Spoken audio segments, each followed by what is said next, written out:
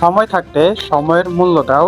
পৃথিবীতে অনেক কিছু আছে যেটা হারিয়ে গেলে খুব সহজে পাওয়া যায়। টাকা হারিয়ে গেলে টাকা পাওয়া যায়, সম্পদ হারিয়ে গেলে সম্পদ পাওয়া যায়, কিন্তু এমন একটা জিনিস আছে যেটা হারিয়ে গেলে সেটা আর কখনোই ফিরে পাওয়া যায় না, সেটি হলো সময়। আমাদের প্রত্যেকের হাতেই দিনে 24 ঘন্টা সময় থাকে, কিন্তু এই 24 ঘন্টা সময়টাকে কে কিভাবে ব্যবহার করছে সেটাই একজন সাধারণ মানুষ এবং সফল মানুষের মধ্যে পার্থক্য তৈরি করে।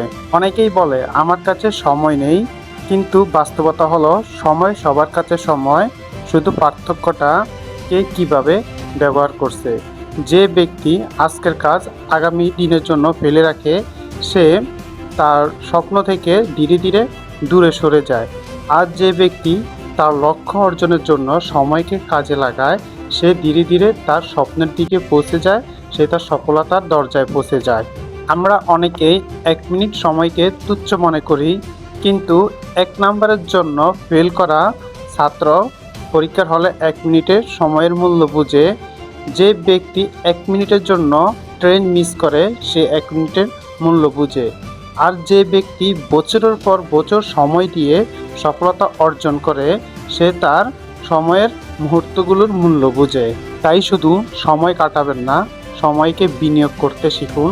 কারণ আজকে যদি আপনি সময় বিনিয়োগ করেন ভবিষ্যতে এটার ফলাফল আপনি নিজেই পাবেন। তাই আপনি যেই কাজটি করতে পারবেন সেটি আগামী দিনের জন্য ফেলে রাখবেন না, কারণ আগামী দিন নিশ্চিত নয়। আজকে আপনার হাতে যেটি আছে সেটি আপনি করে সম্পূর্ণ করে ফেলুন। তাই টাকা হারিয়ে গেলে টাকা পাবেন, সম্পদ হারিয়ে গেলে সম্পদ অর্জন করতে পারবেন। সময় একবার আপনার জীবন থেকে হারিয়ে গেলে আপনি সেটা আর কখনোই ফিরে পাবেন না।